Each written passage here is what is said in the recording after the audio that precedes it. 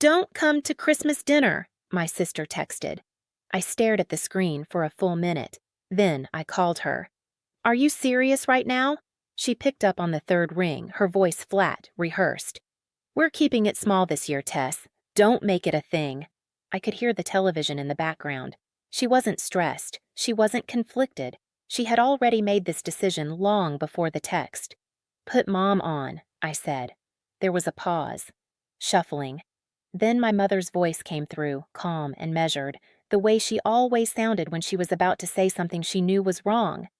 "Tessa, honey, we already finalized the head count. It's not personal." "Not personal?" I repeated. "So I'm not family now?" "You always take things the wrong way," Mom said, and then she hung up. I stood in my kitchen holding bags of groceries I'd already bought for the dinner: cranberry sauce, sweet potatoes, a bottle of wine I couldn't really afford. I had already wrapped small gifts for everyone. Personalized, thoughtful, the kind of gifts you give when you actually pay attention to people.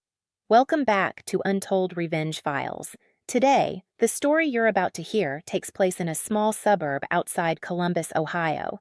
And if you've ever been the reliable one in your family, the one who shows up, remembers, helps, and sacrifices, only to be treated like an afterthought, this one is going to hit close. My name is Tessa Hart. I'm 34 years old. I work as a medical billing specialist at a local clinic. It's not a glamorous job. It doesn't come with a fancy title or a corner office, but it taught me something most people overlook: how to read documents, track patterns, and spot when something doesn't add up. For most of my adult life, I was the dependable one. I drove my mom to her appointments. I remembered every birthday. I brought the side dishes to every dinner, showed up early, and stayed late to help clean up. I was the one who said yes to everything and never asked for anything in return. My older sister, Vanessa, was the golden child. She was the one my parents always praised, the one they introduced first, the one who represented the family. She had the bigger house, the flashier car, the louder voice at every gathering. And I got the leftovers, emotionally and sometimes literally. After a rough breakup and years of chipping away at student debt, I was trying to rebuild. I had a quiet dream, nothing extravagant. I just wanted to own a small home one day, something that was mine, something no one could take from me or uninvite me from. I wasn't rich or glamorous, but I had something they didn't expect. If you've ever been told not to show up by the very people who are supposed to love you, hit subscribe right now. Have you ever been uninvited by your own people? If you get it, drop a comment. And click hype or like so more people who need this story can find it. Now, let me tell you what happened next. Christmas Eve came. I hadn't heard from anyone. No follow-up call. No, "we're sorry." No, "we changed our minds." Just silence.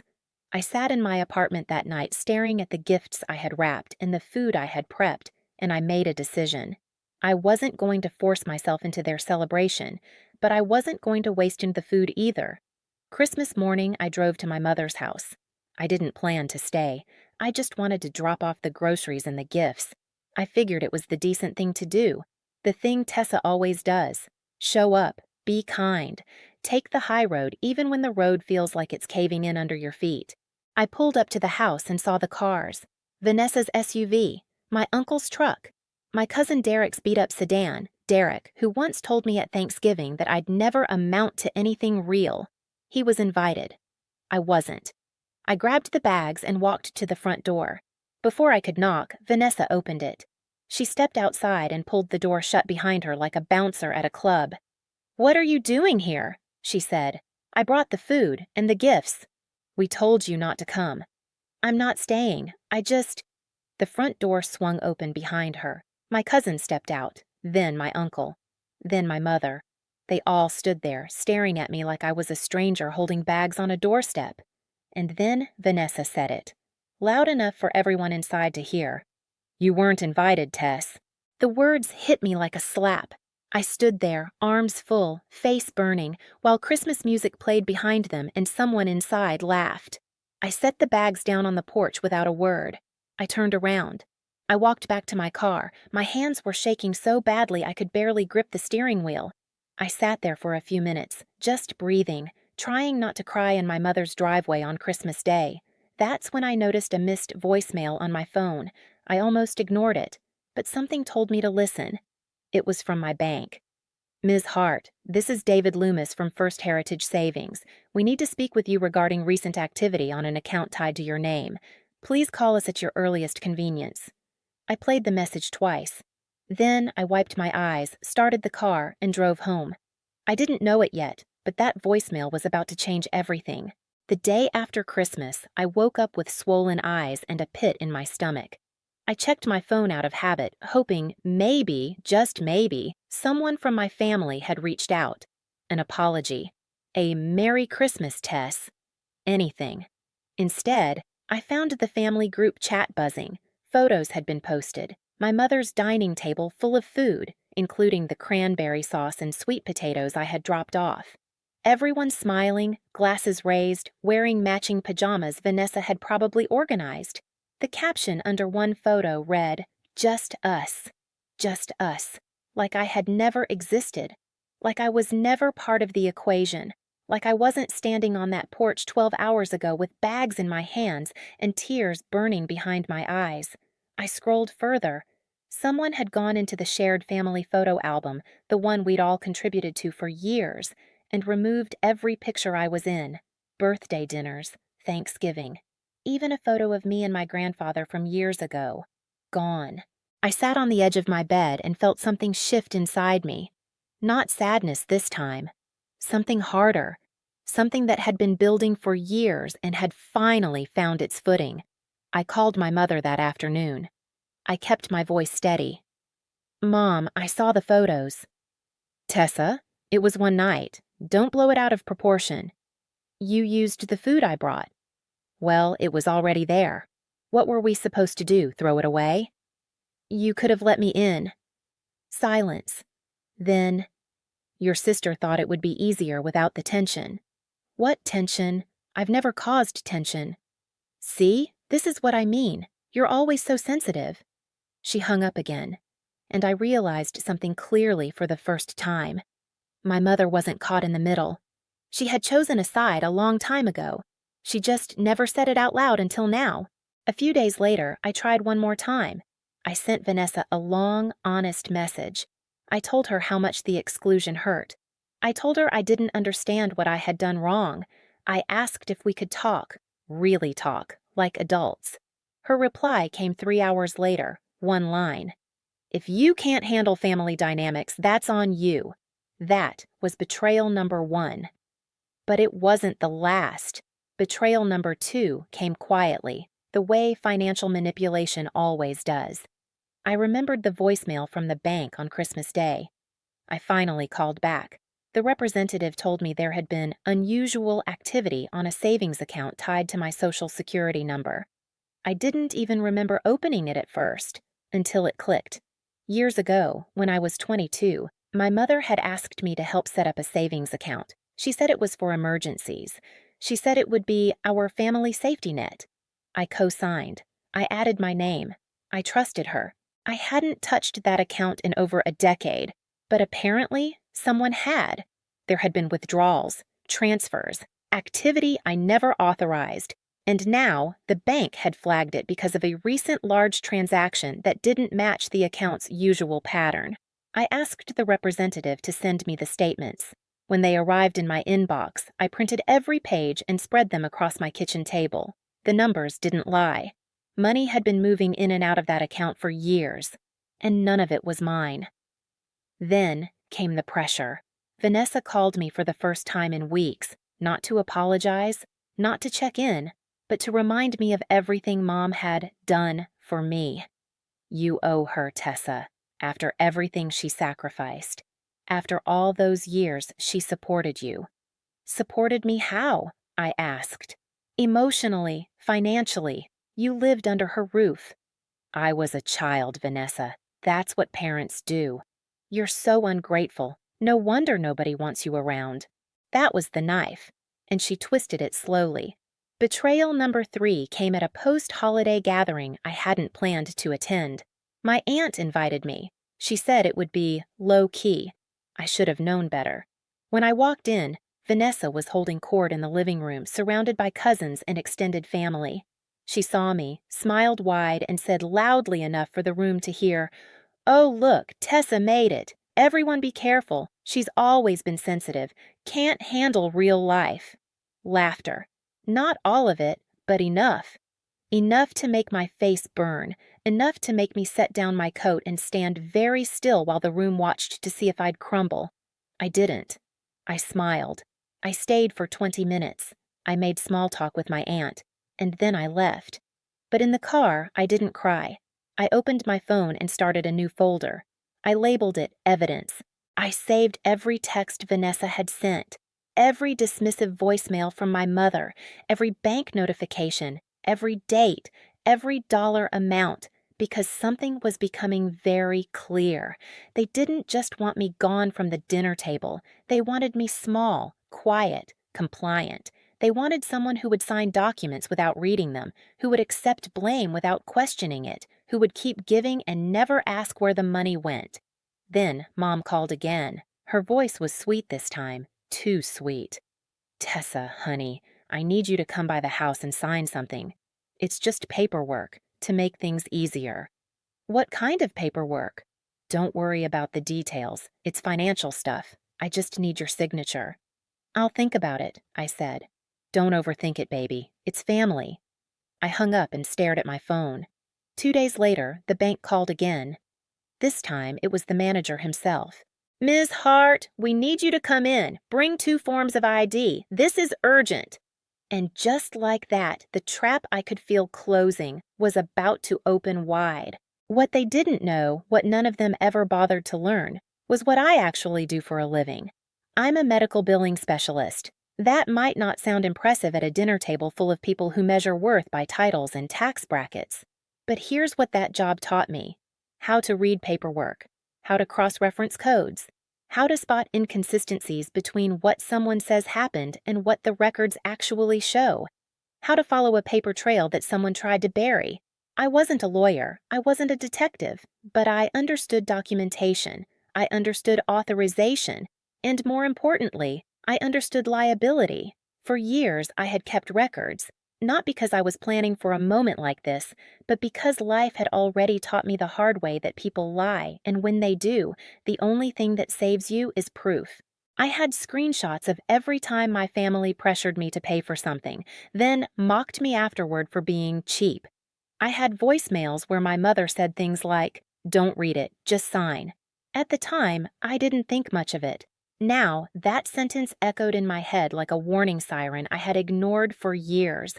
I had bank notifications going back months, text threads going back years, a folder on my phone that I had quietly been building without even realizing I was building a case.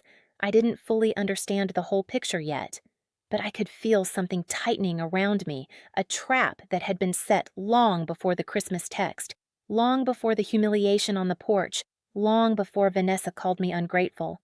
And I made myself a promise. I would not walk into any room alone again. Not the bank, not my mother's house, nowhere. That's when I found the card. I was going through a drawer, one of those junk drawers filled with old receipts, takeout menus, and papers you keep because you're too afraid to throw them away. At the bottom, tucked inside a faded envelope, was a business card. Harold Caldwell, attorney at law. Mr. Caldwell had handled my late grandfather's paperwork years ago. Basic estate stuff. Nothing dramatic, but I remembered him being sharp, patient, and honest. The kind of man who listened before he spoke and never made you feel stupid for asking questions. I called the number on the card. A woman answered, his assistant, still the same one after all these years. She remembered my grandfather's name.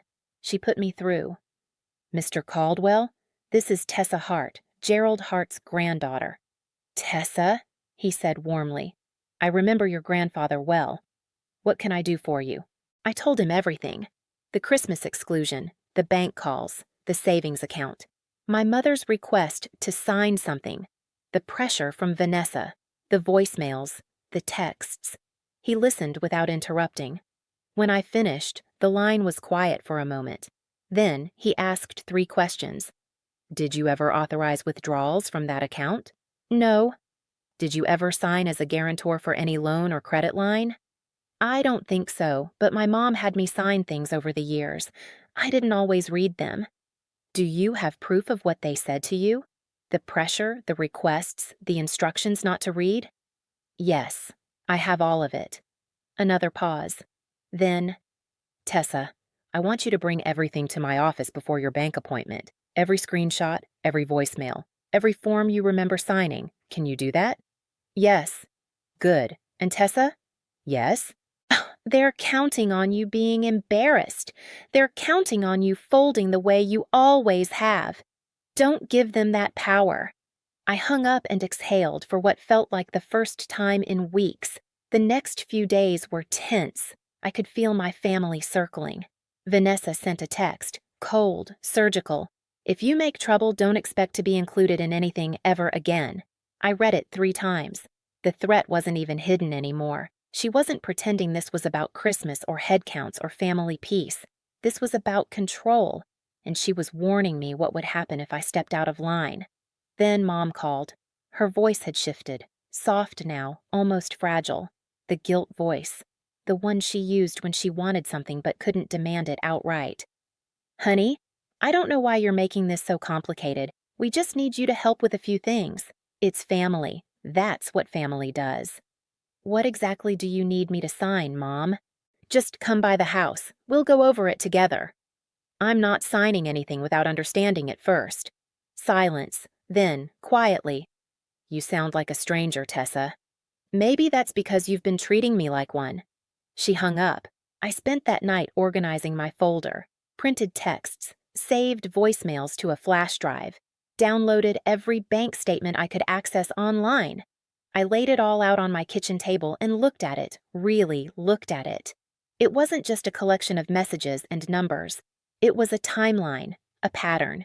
Years of being positioned as the responsible one so they could use my name, my credit, my willingness to help, as a blank check they never planned to honor. Mr. Caldwell had told me to bring everything. So I did. I walked into his office the morning before the bank meeting carrying a folder 3 inches thick and a heart that was beating so fast I thought he could hear it across the desk. He opened the folder. He read slowly. He asked clarifying questions. And then he looked up at me over his glasses and said something I will never forget.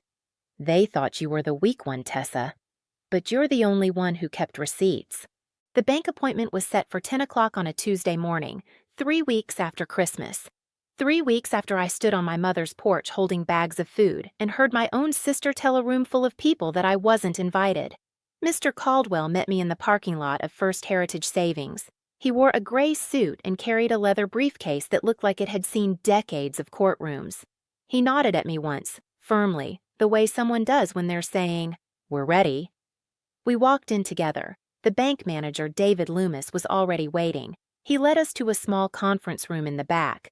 Beige walls, a long table, fluorescent lights that hummed faintly overhead. There were papers already laid out, a laptop open with account records on the screen. Mr. Loomis sat across from us, adjusted his glasses, and began. Ms. Hart, thank you for coming in. We flagged your account due to a series of transactions and a recent attempt to secure a financial product using your credentials as a cosigner. My stomach dropped. What kind of financial product? A loan application. Submitted 12 days ago.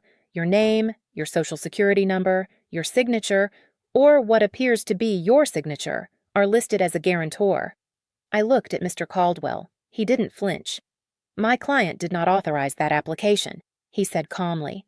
And we have documentation to support that. Mr. Loomis nodded slowly.